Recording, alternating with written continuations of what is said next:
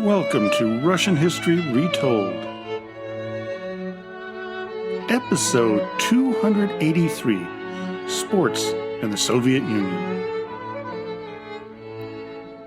Last time, we ended our two-part series on the 18 conflicts Russia has been involved in since the breakup of the Soviet Union in 1991. Today, we embark on an entirely different topic, sports' role in the Soviet Union. But before I get into that, I have some sad news to share. One of the reasons that I started this podcast was to educate my two daughters about their heritage, about their side of the family that was Russian, so that they would know the rich history. Unfortunately, on September 23rd, my eldest daughter, Anastasia, also known as Anastasia, passed away at the age of 27. She was one of the reasons I started this, and will be one of the reasons I continue. So thank you for listening to that, and hug your kids or your spouses or anybody else near you, because you never know when it's time. Let's get into this podcast. This was probably the most challenging topic I've attempted to create a podcast episode over the past 13 and a half years. Several books on the subject are available, but some are just absolutely cost prohibitive. When a used copy nears $300, I truly hesitate to take the plunge. Instead, I decided to see if there was enough information online to accomplish the task at hand. Happily, there was more than enough information to create a unique episode. Before we get to Soviet sports, we need to learn a little bit about athletics and the old Russian Empire. Looking at participation in the Olympics is a way to view a country's involvement in sports. Restarted in 1896 in Athens, Greece, the modern Olympics did not get Russian participation until the 1900 Summer Games held in St. Louis, Missouri. Only 4 Russian athletes attended, with 6 attending the 1908 London Games. By 1912, at the Games in Stockholm, 159 Russians came. This would be the last time a Russian would appear at an Olympics game for the next 40 years. When the Bolsheviks took control in 1917, they viewed sports as an example of a bourgeois program. They regarded the idea of competitive sports as a means of diverting the workers' focus away from class struggles and revolution. In the 1920s, they turned away from all international sports. The Bolsheviks also condemned the idea of competitive, quote-unquote, medal chasing. This to them was another sign of bourgeois decadence. From what I've gathered, Lenin saw absolutely no value in sports. Even though, when he was a teenager, it is said he was a sportsman, although I could find very little evidence of this. By the time he was 17, his brother Alexander was executed for a plot on the Tsar. Lenin became maniacally devoted to revolution and to his ideas related to Marxism. Socialists view sports as a capitalist means of extracting money from people. As Charles Barbary writes in his article, Marxism and Sport, from the 1996 journal International Socialism, quote, "Sport, despite the perception of participants and spectators, belongs to the realm of unfree activity. The rationality of capitalist production, based on commodity exchange, reduces all individuality to a minimum. It organizes and controls people not only in their work, but in their leisure." As you can tell, the idea of sport as it exists today is incompatible with Marxist-Leninist or socialist thought. This is why we see so little material about sports in the Soviet Union in the early days. Or is it? My opinion is that sport had to take a back seat as the hold of the Bolsheviks on the country was so tenuous they didn't need nor could they afford this kind of distraction. This, of course, would begin to change under the leadership of Stalin. He knew he could use sports and the people's interest in them to take their minds off the hardships they had to endure. Also, turns out Stalin really liked sports, especially football, or as the Americans call it, soccer. Starting in the mid-1920s, Soviet leadership began to promote sporting activities throughout the country, but more importantly, within the larger cities. As you would expect, it took on a collectivist bent. Clubs would form, with the largest being Spartak, which was founded in 1935 by industrial trade unions. The association boasted about 120,000 recreational athletes just 2 years after its creation. Later, the association united workers from every conceivable industry, and by the mid-1950s, its membership exceeded 450,000. While in 1928, there were about 53,000 people involved in club sports. By 1935, the number had risen to over 500,000. In order to create a club, you needed government approval and something to tie the club to. One, Dynamo, was attached to, of all things, the NKVD. CSKA, known as the Central Sports Club of the Army, was for soldiers, and both still exist to this day. Stadiums, pools, gyms, and other sporting venues began to pop up throughout the Soviet Union. In 1928, the largest stadium in the country at that time was built for Dynamo, with around 25,000 seats. The Air Force had its own club, and after the war, it was overseen by none other than Stalin's son Vasily. He actively developed this district's sports teams, including soccer, hockey, and basketball. If you've watched the comedy movie Death of Stalin, you would have encountered a scene where Vasily is yelling at the hockey team to pick things up. This is not surprising, as there is a legend that during a soccer match between Yugoslavia and the USSR in 1952, Stalin phoned the dressing room, threatening that the Soviet team was not permitted to lose to the, quote, Nazis from Tito's clique. Fearing for their lives, they managed to draw. While many citizens of the 16 countries in the USSR participated in sports, quite a few suffered through Stalin's purges. One of the reasons for that participation in sports had to have a political side to it. Anyone seen as not being a pure communist would be thrown out of their respective club and, during the Great Purge of 1937 to 38, executed or sent to the Gulag. At the end of World War II and the emergence of the Soviet Union as a powerhouse, sports began to take an international turn. Stalin viewed this as a propaganda tool, but only started it when they joined the 1952 Olympic Games held in Helsinki. The Soviet Union, the People's Republic of China, Hong Kong, Indonesia, Israel, and Thailand made their debuts at these games. The Soviet Union would dominate the Olympic Games between 1952 and 1988. Some 30 years after its collapse, it is still in second place for the number of medals won, behind the United States. During those years, at the Summer Olympics, the Soviet Union won 395 gold, 319 silver, and 296 bronze medals. At the Winter Olympics, they garnished 78 gold, 57 silver, and 59 bronze medals for a total of 1,204. The next highest total for any team for the entirety of the Olympic Games from 1896 to 2022 is Great Britain at a total of 950 medals. This goes to show the total domination of the USSR in the Olympic Games. So, how did they do so well?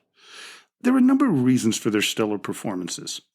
First, for most of the history of the Olympics, the athletes were supposed to be amateurs. Technically, the Soviet competitors were amateurs, but they were, in fact, professionals. They would work for the sponsor of the clubs they worked out at. Many were soldiers of the Red Army. So they did not need an outside job, as many other participants from other non-communist nations did. Another major issue that caused them to have such a high number of wins, and it continues to this day, is the prevalence of doping of Soviet and Russian athletes. Russia has had more competitors stripped of their medals by far. 44 athletes have lost their medals because of doping. That represents 1/4 of all the cases, with the next highest being Ukraine with 11. The former Soviet Union was a master at doping and evading detection.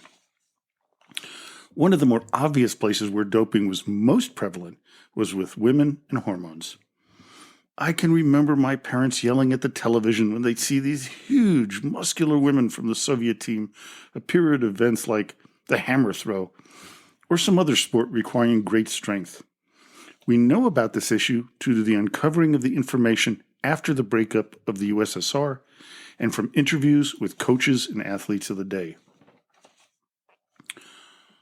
While few Soviet athletes were ever caught, aside from the ones that we mentioned, everyone knew that doping was happening.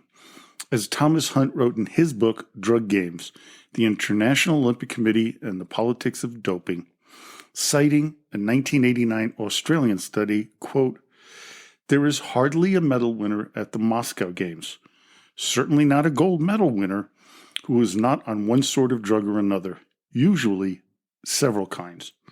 The Moscow Games might well have been called the Chemists' Games." The Moscow Games were the one that the United States and many Western nations boycotted due to the Soviet invasion of Afghanistan in 1979. There is one other reason why the Soviet women were so incredibly dominant in the Olympic Games: the equality that the Soviet system gave them in respect to men. While inequality between men and women is an issue to present times, this was not that much of a case in the Soviet Union. Men and women were given some of the same opportunities and training not offered to those in the rest of the world. It was part of the ideal of an egalitarian society that supposedly was at the core of Soviet and communist ideology. There were, of course, instances where men were given more benefits and better conditions than women in the USSR, but the difference with the West was dramatic. It wasn't until the 1980s and 90s that women had more opportunities given to them, while in the Soviet Union, they were way ahead in the early 1950s. Another explanation for great showing at the Olympics was the theory that the Soviets had regarding training. They were firm believers in the triangle theory, where the more people they trained and participated in sports, the larger the base of the pyramid. This meant they could produce more top-level athletes to succeed in international competitions. Additionally, many of their training ideas were truly state-of-the-art. When I was somewhat of a competitive athlete back in the late 1970s, my older brother, a world-class runner at one time, would send me material outlining Soviet and Eastern Bloc training methods to try out. Some, really seemed absolutely ludicrous, but others were eye-opening and helped me run some of my fastest races while a teenager and young adult. Switching gears for a bit, away from the Olympics, Soviet propaganda was something I intend to do an entire episode about in the future. When it came to sports, the posters and taglines were sometimes inspirational, but sometimes they were really kind of funny. Here's a collection that I found during my research. Be hearty if you want to be healthy. Eat diversely, regularly, and moderately. Getting fatter means getting older. Sport is health, willpower, and bravery. You may not be a champion, but you must be in good shape. Railroad workers, become members of Locomotive Club and start playing sports. And sun, air, and water multiply energy for labor. That last one uses a recurring theme of everything in Soviet society, which was focused on work and its benefits to communist life. Here's some additional ones, include collector farmer, be athletic. The USSR is a mighty sports power. Youth, go skiing. We must set every world record. We stand for mass sportsmanship in downhill skiing. And with a child sitting on the lap of a Soviet male athlete, do you want to be like me? exercise. For many years, the Soviet Union, as I mentioned earlier, would boycott competitions with the West until 1946, and many times afterward. They would join several international federations, including, in 1951, the International Olympic Committee. The first Soviet athlete to become a world champion in any sport was Grigory Novak, who, in 1946, won in weightlifting. From the website Russia Beyond, I came across the following comment that I found somewhat amusing. Quote, "The USSR did more than boycott Western competitions. As a part of the campaign to combat submissiveness to the West, the government introduced Russian versions of many sporting terms. For example, the names of many boxing punches were replaced.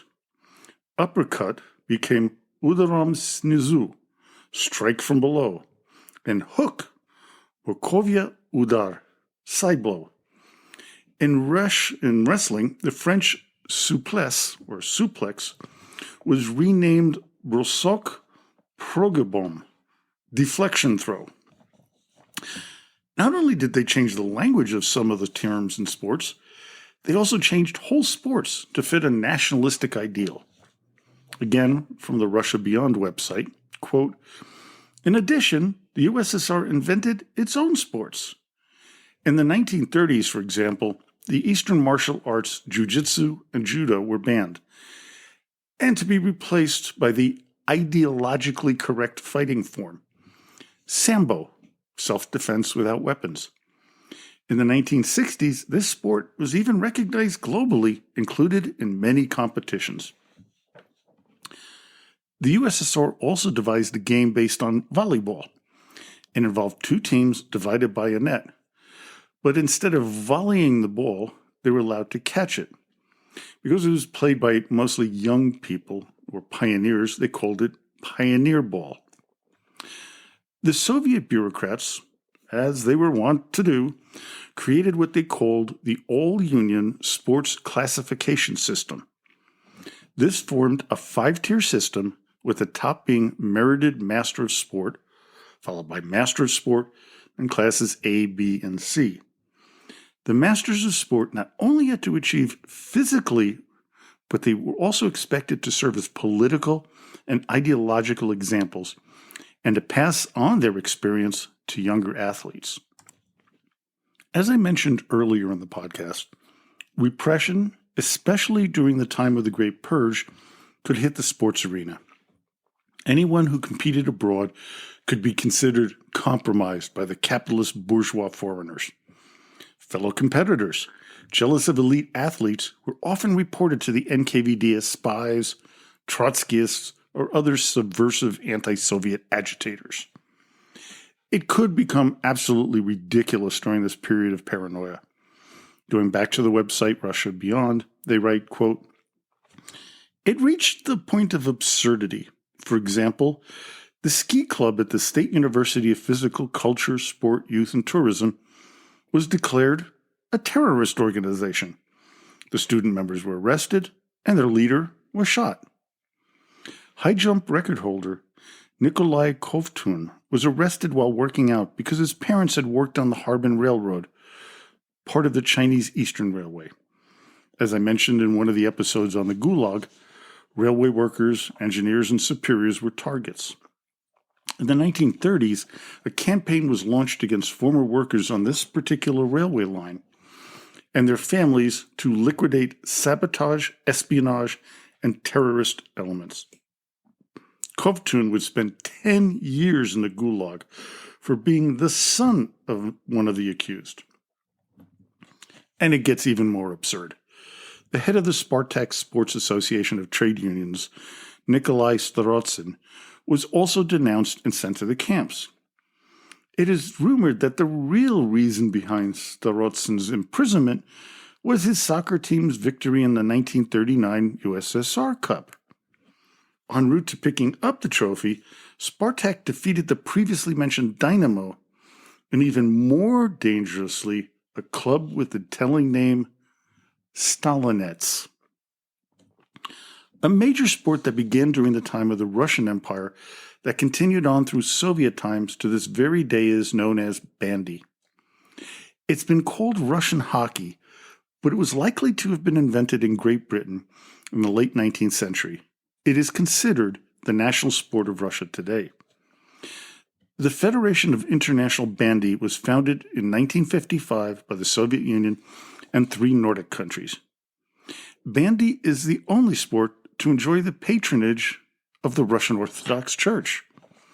It is a ball sport played by 2 teams wearing ice skates on a large ice surface, either indoors or outdoors, while using sticks to direct a ball into the opposing team's goal. The rink is considerably larger than a standard hockey rink, closer to the size of a soccer pitch. It is kind of like a combination of ice hockey, soccer, and field hockey. Along with Sweden, first the Soviet Union, then Russia has dominated the sport. Only once, in 2004, did another country win the international championship, and that was Finland. Today, about 15 countries field bandy teams, although Russia and Sweden continue to dominate.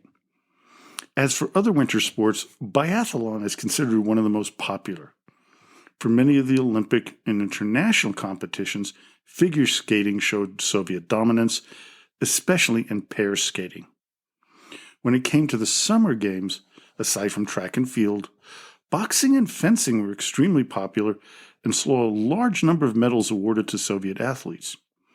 Fencing was extremely popular amongst the Russian elite before the revolution. Within the Russian Orthodox community, when I grew up, both girls and boys would train and compete in the sport of fencing here in the U.S.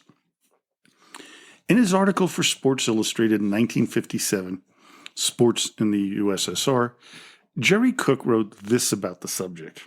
Quote, Soviets go about playing sports with a certain grimness that makes it look like they do not find much enjoyment in playing sports. Sports is so heavily integrated into society, in many cases, it's just another job.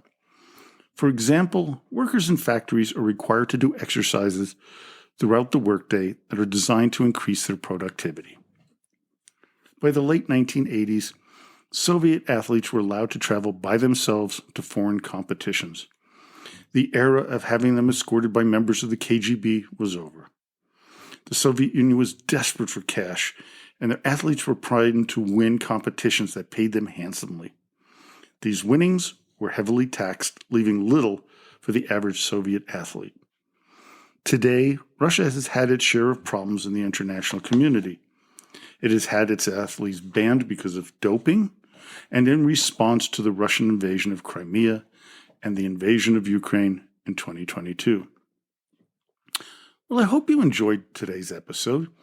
Join me next time when we begin a multi-part series on one of Russia's most important waterways, the Volga. And I'd like to end this, again, with a tribute to my late daughter, Tasha, or Anastasia. If you'd like to just make a small donation, one of the things that she was very much into was Rotary, as I have been for over 25 years. Some of the joys she had, and I have to say, she had special needs. She had a very extreme form of epilepsy, which hindered her life quite a bit. But she really enjoyed doing things like volunteering at the food bank with the Rotary Club. I have a picture on my Facebook page of her with a whole group and an exchange student from Italy who we're still in contact with after 14 years. She really enjoyed being part of the 3 Rotary clubs that I was involved with and still am. So what we're trying to do right now with our newer club, it's the Rotary Club of International Exchange. What we do is we really focus on something known as Rotary Youth Exchange, which we bring students from other countries, usually before they go to college and high school, bring them to the United States, and we send them from the United States to many foreign countries. My younger daughter, Annika, spent a year in Italy, where she is now completely conversant in Italian and taking her 3rd year of Italian at the University of Nevada, Reno. We have had students and members of our club who've gone to Thailand, to Sweden, to Japan, all over the world. It's an amazing program to help young people understand the different cultures of the world and maybe go back to their home and tell them, hey, we can work together as different countries. What we're doing right now is we're raising money to bring a child from a foreign country to Reno, Nevada. And it's going to cost us about $2,000 in total. We have a number of donations already made. If we can get to $1,500, there's another club that will give us the last $500. If you'd like to make any kind of donation to that, you just have to go to GoFundMe.com, look up Rotary Club of International Exchange, and you'll see a picture of a number of Rotary students that came to our country a few years ago. It is an amazing experience. I've hosted with my family a girl from Spain last year, from Italy, from all over the world. It's a great program, and it was something that my eldest daughter was very passionate about. I'd like to end it with that and say, as usual, so until next time, до свидания и спасибо большое.